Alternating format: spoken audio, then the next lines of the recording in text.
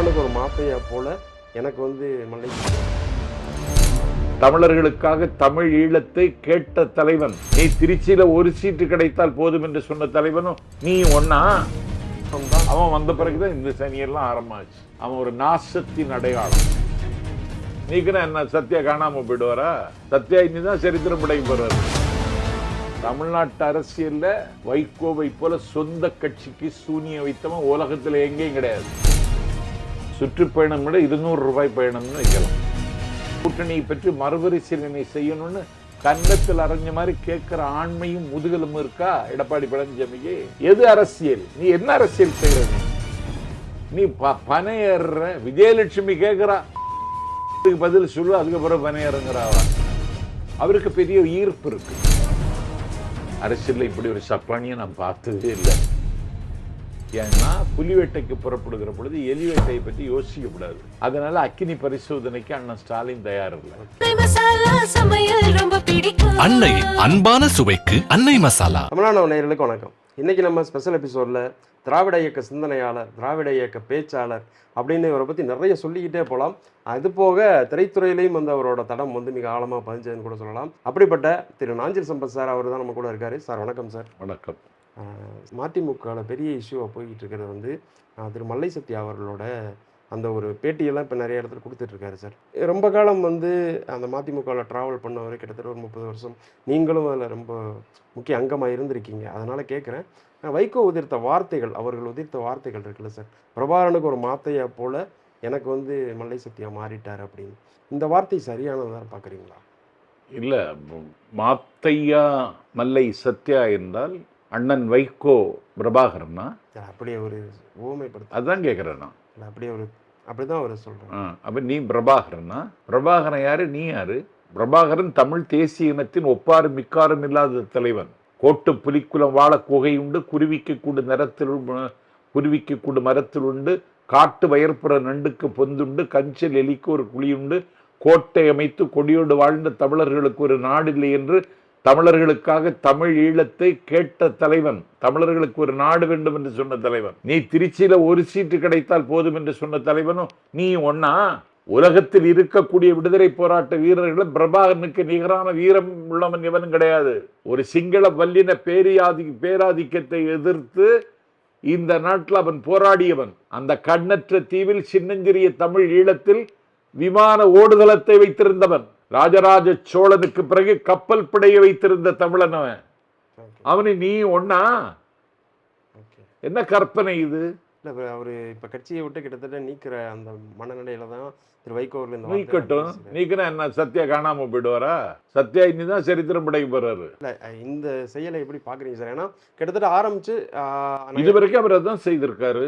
94 ஆரம்பிச்ச அப்ப இருந்த நிறைய பேர் கிட்டத்தட்ட தூண்கள்னு சொல்லலாம். கட்சியினுடைய அவைத்தலைவராக இருந்த எல்ஜி இல்ல, கட்சியினுடைய பொருளாளராக இருந்த கண்ணப்பன் இல்ல, அதற்கு பிறகு பொருளாளராக இருந்த மாசிலாமணி இல்ல, அந்த கட்சிக்கு நாடு முழுக்க பிரச்சாரம் செய்த நாஞ்சில் சம்பத் இல்ல, அந்த கட்சிக்கு பயணத்தை தொடங்குகிற பொழுது தன்னுடைய வீட்டை தாரை வார்த்து தந்த அண்ணன் கலைப்புலி தானு இல்லை.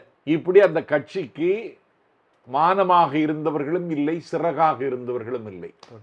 ஆகவே அந்த கட்சி இன்றைக்கு குட்டி சுவராகிவிட்டது. அந்த கட்சி இனிமேல் காப்பாற்ற முடியாத இடத்திற்கு கட்சி வந்துவிட்டது. இன்றைக்கு அவருடைய மகனுடைய கட்டுப்பாட்டில் வைகோ இருக்கிறார். ஒருவேளை அவர் துரை வைகோ அவர்கள் உள்ள வந்ததுக்கு அப்புறம் தான், அவன் வந்த பிறகுதான் இந்த சனியெல்லாம் ஆரம்பமாச்சு. அவன் ஒரு நாசத்தின் அடையாளம், ஒரு நயவஞ்சகத்தின் பிறப்பிடம், மனச்சாட்சியும் மானிடப்பற்றும் இல்லாத ஒரு காட்டு மிராண்டி. இப்போ நீங்கள் மதிமுகவை தொடர்ந்து பார்த்துட்டு வரனால அதை நான் கேட்குறேன் சார். 2016 ஒரு மதிமுகவுக்குன்னு ஒரு வேல்யூ இருந்திருக்கும். இப்போ 2025 சார், அடுத்த எலெக்ஷன் நடத்தி ஏறி இப்போ இந்த 10 வருட இடைவெளிக்குள்ள மதிமுகவோட வளர்ச்சின்னு எடுத்துக்கலாமா? இல்லை அது வீழ்ச்சி? வளர்ச்சியே கிடையாது. நீ 4 தொகுதி உதயசூரியன் சின்னத்தில் நின்ன அன்னைக்கே அவன் உன் கட்சிக்காரன் கிடையாது. அவன் திமுக எம்எல்ஏ. நாளைக்கு நீ ஏதாவது பண்ணா 4 பேரும் ஸ்டாலின் நின்னுருவாங்க. தமிழ்நாட்டு அரசியல்ல வைகோவை போல சொந்த கட்சிக்கு சூனியம் வைத்தவன் உலகத்துல எங்கேயும் கிடையாது. தான் தொடங்கிய கட்சியை தானே அளித்தார். பின்பம் எப்படி இருக்குன்னா, ஒரு நிறைய மேடை பேச்சுகள்ல நல்லா பேசுவார், கிட்டத்தட்ட அந்த மாதிரி நல்ல வியூகம் அவரோட நல்லா பேசுவானா? அது சார் அது தமிழ்நாட்டுக்கே தெரியும் சார். ஆமா, இல்லை அது மேடையில் பேசினா தலைவன் ஆயிட முடியுமா? இல்லை அது சார் இல்லை அதுதான் சொல்கிறேன். ஏன்னா இத்தனை வருட காலம் வந்து ஒரு கட்சி ட்ராவல் ஆகிக்கிட்டு இருக்குன்னா நம்ம அடுத்த கட்ட வளர்ச்சியை நோக்கி தானே இது பண்ணுவோம். அவர்கிட்ட அதெல்லாம் கிடையாது. அவருக்கு ஒரு லேபிள் வேணும்னு நினைச்சாரு, தொடங்கினாரு. எந்த திமுக அவரை நிராகரித்தது அதே திமுகவின் காலடியில் விழுந்து கதிமோட்சம் கிடைக்காதான்னு பார்க்குறாரு. ஓகே. திமுகவில் இருக்க உடன்பாடு வைப்பதற்கு அவருக்கு மகனுக்கு உடன்பாடு இல்லை. ஓகே. அவன் வெங்காய நாயுடுக்கு மகனுக்கு மூலமாக தொடர்பு கொண்டு சந்திரபாபுகிட்ட பேசி பிஜேபிக்கு போகிறக்கு முடிவுக்கு அவன் வந்துட்டான். அந்த முடிவை இவர் அங்கீகரிக்கலைன்னா நாளைக்கு என்ன நடக்கும்னு தெரியாது. இன்னொரு ஒப்பீடும் சொல்கிறாங்க சார். ஏன்னா இப்போ மல்லைசக்தி அவர்களுக்கு நடந்தது வந்து கிட்டத்தட்ட வைகோ அவர்களுக்குமே இதுதான் நடந்ததா அப்படின்லாம் பேசிகிட்டு இருக்காங்களா? அதை எப்படி? இல்லை இல்லை, வைகோ வந்து தமிழீழ பிரச்சனையில் கலைஞருக்கும் அவருக்கும் முரண்பாடு வந்துச்சு. கலைஞர் தமிழ் ஈழம் கேட்டு போராடுகிற 5 இயக்கங்களையும் அங்கீகரித்தார், ஆதரித்தார். தன்னுடைய பிறந்த நாளுக்கு 2,50,000 ரூபாய் வசூலாச்சு கலைஞருக்கு பிறந்த நாளுக்கு. அதை 5 விடுதலைக்கு போராடுகிற இயக்கங்களுக்கும் கொடுத்தார்.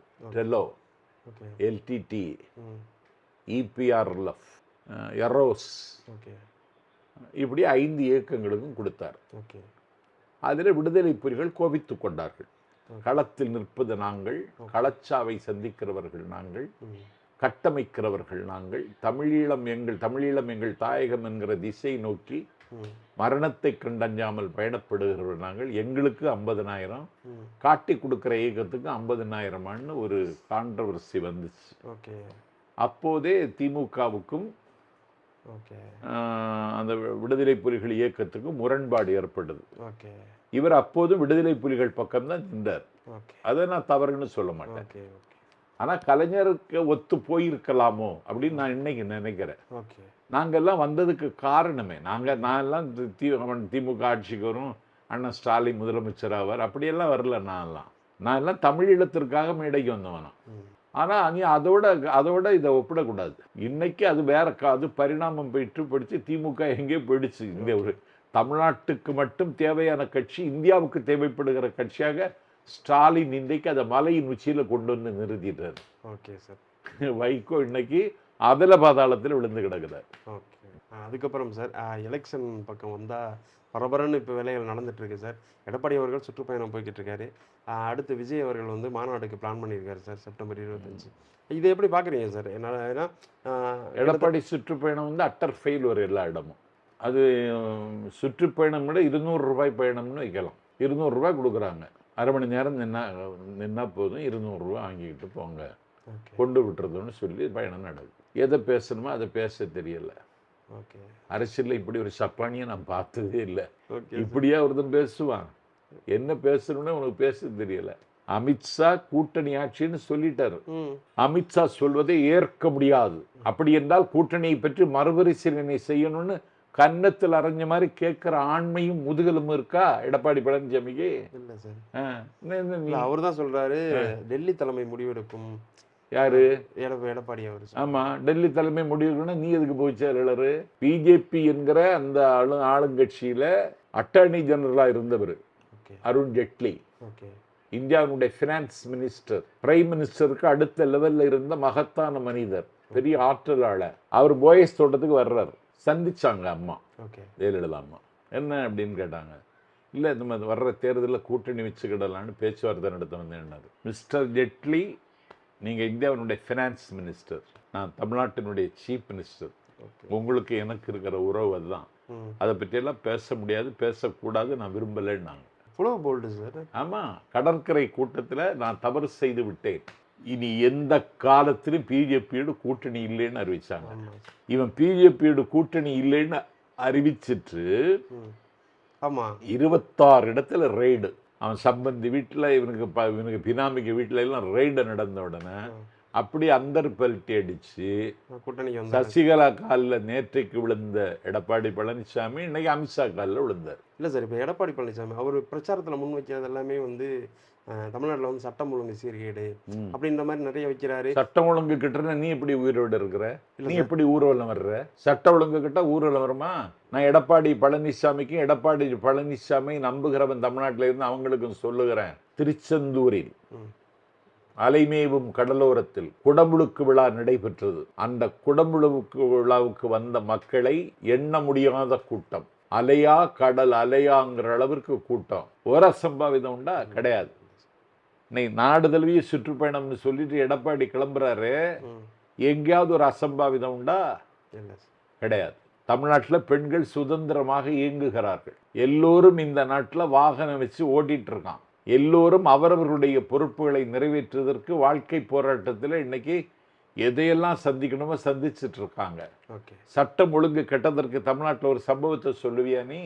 எங்கள் கடல் எல்லையில் எங்கள் மீனவர்கள் மீன் பிடித்தா ஏன்டா அவனை கைது செய்யணும்னு கேட்கிற துணிச்சல் எடப்பாடி பழனிசாமிக்கு உண்டா? 2252 கோடி ரூபாய் 42 லட்சம் அரசு பள்ளி மாணவர்களுக்கு கிடைக்க வேண்டிய நீதி அதை தரமாட்டேன்னு டெல்லி சொல்றானே, அதை கேட்டா சட்டமன்ற நாடாளுமன்றத்திலேயே uncultured people Tamil Nadu people, undemocratic country தமிழ்நாடுன்னு பேசுறானே ஒரு மனிதவள மேம்பாட்டு துறை அமைச்சர் தர்மேந்திர பிரதான் எங்க தமிழர்களை அவமதிக்காதுன்னு பேசுகிற துணிச்சல் உண்டா? எது அரசியல்? நீ என்ன அரசியல் செய்யற? நீ உனக்கு ஆளுங்கட்சி ஆகணும், முதலமைச்சர் ஆகணும், மீண்டும் கொள்ளையடிக்கணும், அதுக்காக நீ சுத்திட்டு இருக்க. அதெல்லாம் நடக்காது. அடுத்து விஜய் அவர்கள் சார், கிட்டத்தட்ட வந்து ஒரு 1.5 வருஷத்துக்கு மேலே ஆயிடுச்சு சார். முன்னாடி வந்து விக்கிரவாண்டியில் ஒரு மாநாடோட ஆரம்பித்த பயணம், அதுக்கப்புறம் பரந்தூர் போய் விசிட் பண்ணார், மக்களை பார்த்தாரு. அதுக்கப்புறம் இப்போ கண்டன ஆர்ப்பாட்டம் அந்த அஜித் குமார் மரணத்துக்கு போனாரு. அவரோட செயல்பாடுகள் எப்படி பார்க்குறீங்க சார்? அவருக்கு பெரிய ஈர்ப்பு இருக்கு, மக்கள் மத்தியில் பெரிய ஈர்ப்பு இருக்கு. ஓகே. வாலிபர்கள் மத்தியில் அவர் வாலிபருடைய நெஞ்சத்தில் அவர் ஒரு தங்க சிம்மாசனம் இருக்கு.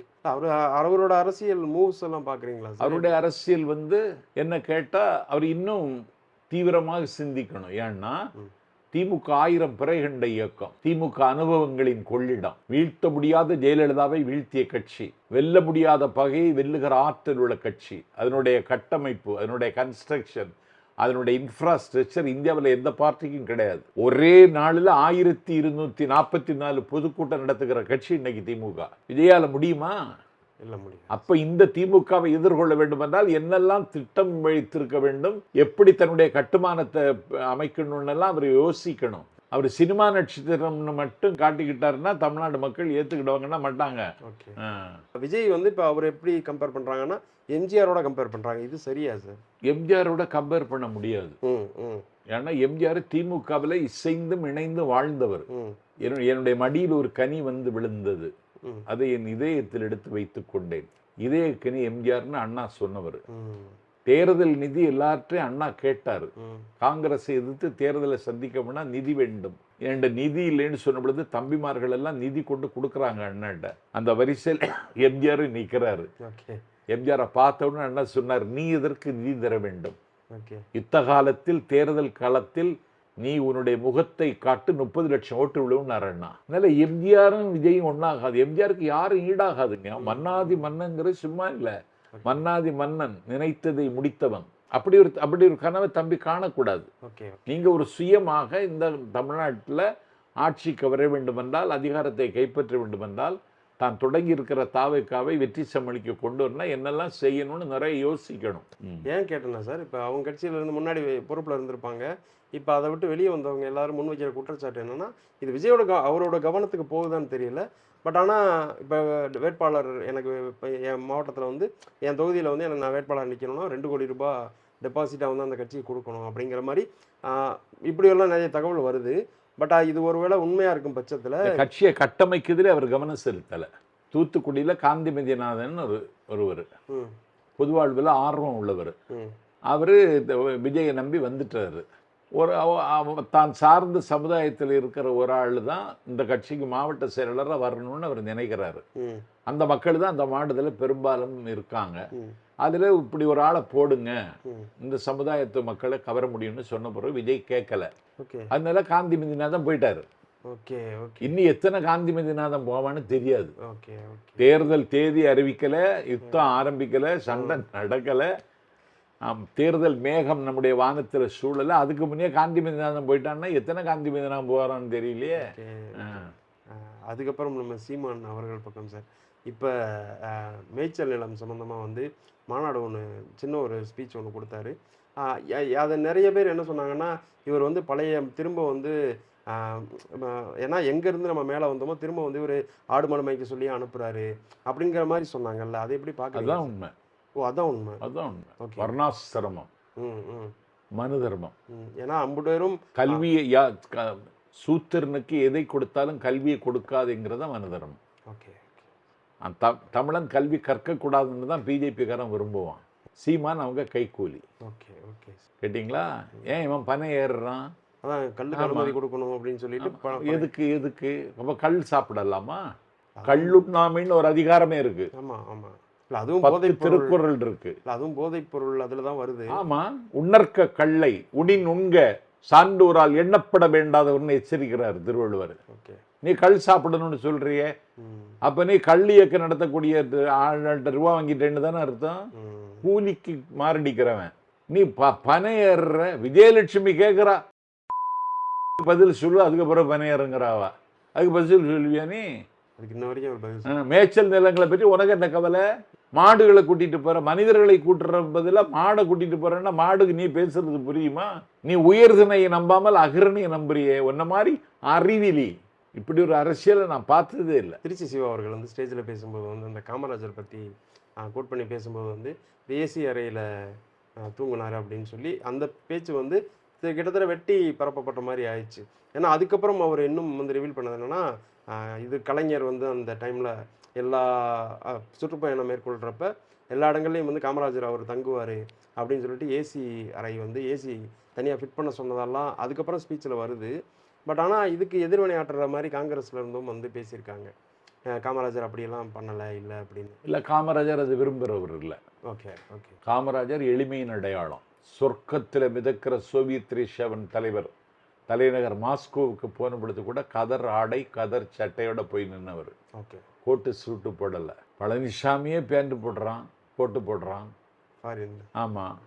ஆனால் காமராஜர் அப்படி போனவர். அவர் எளிமையைத்தான் விரும்புவார். எளிமையாக வாழ்ந்தார். 9 வேட்டி 9 சட்டை தவிர அவர் இறந்ததற்கு பிறகு எதுவும் கிடையாது. அதனால் அண்ணன் சிவா அதை தவிர்த்திருக்க வேண்டும். ஓகே. அது என்னாக்குன்னா அந்த தேசிய அந்த ஐக்கிய முற்போக்கு கூட்டணி மதசார்பற்ற கூட்டணி ஒரு விரிசலும் ஒரு ஆய்வும் வருவதற்கு வழிவகுத்துடுமோன்னு கவலை எனக்கு இருக்கு. Okay okay. ஏன்னா இந்த கட்சியினுடைய மேஜர் பார்ட்டி காங்கிரஸ் பார்ட்டி. அவங்க தான் இன்னைக்கு இந்தியாவில் தலைமை தாங்குற இடத்துல இருக்காங்க. நம்ம அந்த அதில் ஒரு ஆய்வு வராமல் பாதுகாத்துக்கிடணும். நான் திரும்ப பெறுகிறேன்னு அண்ணன் சிவா ஒத்துக்கிட்டாரு. ஆனாலும் காங்கிரஸ் காட்சியை விடாப்பிடியாக பிடிச்சி தொங்குறது நல்லதில்லை. ஏன்னா புலி வேட்டைக்கு புறப்படுகிற பொழுது எலி வேட்டையை பற்றி யோசிக்கக்கூடாது. இதை காங்கிரஸ்காரர்களும் புரிந்து கொண்டு இந்த போராட்டங்களை எல்லாம் திரும்ப பெற்று மோடி ஆட்சியை அப்புறப்படுத்துவதற்கு நாம் மேற்கொண்டிருக்கிற முயற்சிக்கு நம்மால் எந்த களங்கமும் வந்து விடக்கூடாதுன்னு காங்கிரஸ்காரர்களும் இதை உணர வேண்டும். Okay sir. இப்போ பார்த்தோம்னா அந்த பாமகவில் பிரச்சனை போயிட்டு இருக்குல்ல சார், கிட்டத்தட்ட அப்பா மகன் மோதல்லாம் முற்றி கிட்டத்தட்ட இவர் ராமதாஸ் வந்து என்னோட வீட்டில் லண்டன்லேருந்து ஒட்டு கேட்கும் கருவியெல்லாம் வாங்கி வச்சுருக்காங்க அப்படின்னு சொல்லி அந்த இதெல்லாம் சொன்னார்ல சார். அந்த பாமகவுக்குள்ள எப்படி என்னதான் சார் நடக்குது? அதாவது வன்னியர் சங்கத்தை தான் அவர் தொடங்கினார். மயிலாப்பூரில் இருக்கிற தினகரன் அலுவலகத்திற்கு இந்த செய்தியை போடுங்கன்னு சொல்லி அவர் ஒரு ஆட்டோவில் வந்து இறங்கினதை நான் சின்ன பையனாக இருக்கும்போது பார்த்துருக்கேன். ஓகே. இன்னைக்கு அவர் ஜமீன்தார். உண்மைதான் சார், ஜமீன்தார். இன்னைக்கு தன்னுடைய மகன், தன்னுடைய மருமகள், தன்னுடைய பேரன் இவங்க தான் அதிகாரத்தில் இருக்குன்னு விரும்புகிறார். இன்னும் சொல்லப்போனால் ஒரு மிகுந்த மலிவான குடும்ப அரசியல் அவர் தான் செய்தார். அதனுடைய விளைவு என்ன ஆயிற்று? மகனே தகப்பனை எதுக்க ஆரம்பிச்சு. இது முகலாயர் காலத்தில் நடந்தது. ஓகே. இப்போ ராமதாஸ் காலத்தில் நடக்கு. ஓகே. வாரிசு அரசியலை வைத்து பிழைப்பு நடத்தினா இது மாதிரி சம்பவங்கள் நடக்கும், சங்கடங்களும் நடக்கும். சரியோ தவிர திமுக கூட்டணியில் இருக்கணும்னு நினைக்கிறார் ராமதாஸ். அப்படி ஒரு தகவலும் இருக்கு. பிஜேபி கூட்டணியில இருந்து அதிகாரத்தை கைப்பற்றி டெல்லிக்கு இன்னும் போகணும்னு நினைக்கிறார் அன்புமணி. அந்த இதுதான். ஆனால் திமுக கூட்டணியில் பாமக வர வாய்ப்பு இல்லை. ஏன்னா அப்படி ஒரு முடிவை ஸ்டாலின் எடுத்தால் அந்த நிமிடத்தில் விடுதலை சிறுத்தைகள் வெளியேறிடுவாங்க. கண்டிப்பாக கண்டிப்பாக சார். அதனால அக்கினி பரிசோதனைக்கு அண்ணன் ஸ்டாலின் தயார் இல்லை. ஓகே. இன்னொன்று சொன்னாங்க சார், என்னன்னா திரும்ப அவர்கள் வந்து விஜய் பக்கம் போகிறதுக்கு மூவ் பண்ணுறாரு அப்படின்னு ஒரு பக்கம் முன் வச்சப்ப, இப்போ சமீபத்தில் வந்து ஸ்டேஜில் பேசுகிறப்ப திரும்ப அவர்களே சொல்லியிருக்காரு சார்.